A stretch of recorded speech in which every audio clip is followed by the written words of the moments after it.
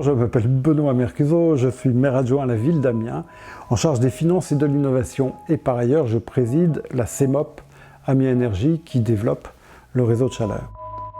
La ville d'Amiens, on l'aime parce qu'elle est magnifique, on l'aime aussi parce qu'on y vit incroyablement bien. Et pourquoi tout ça? Parce qu'il y a la nature qui est présente. Et donc on tient vraiment à préserver ça, d'où l'intérêt qu'on a porté à développer un réseau de chaleur, le développer et puis le rendre le plus vert possible. Dans quelques semaines, on sera avec un réseau de chaleur qui fonctionne avec plus de 60% d'énergie renouvelable et de récupération. Et puis à terme, je n'ai aucun doute, on arrivera à un réseau qui soit 100% renouvelable et de récupération. Le réseau de chaleur, il va fonctionner avec de l'énergie de récupération, donc récupérée dans les autres sorties de la station d'épuration, et puis en même temps avec une chaufferie biomasse. À terme, ce réseau chauffera l'équivalent de 19 000 logements. Grosso modo 25% de la ville d'Amiens.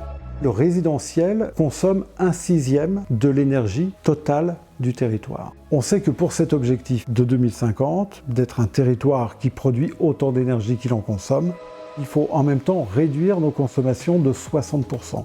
Donc il faut que l'on développe une politique très volontariste d'aide à des travaux d'isolation des bâtiments.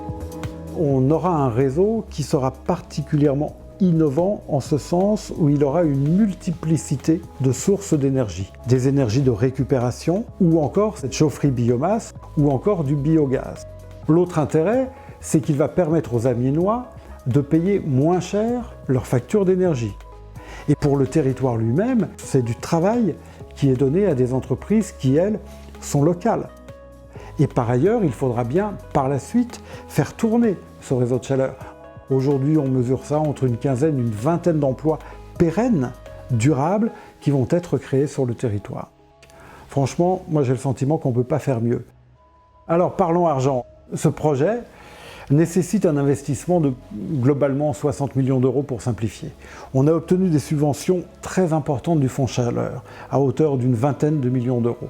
On a obtenu des subventions complémentaires pour une plus modeste part de la région et puis pour le reste de l'Europe, à hauteur de 4 à 5 millions d'euros. Sans l'Europe, le projet n'aurait pas trouvé son équilibre économique.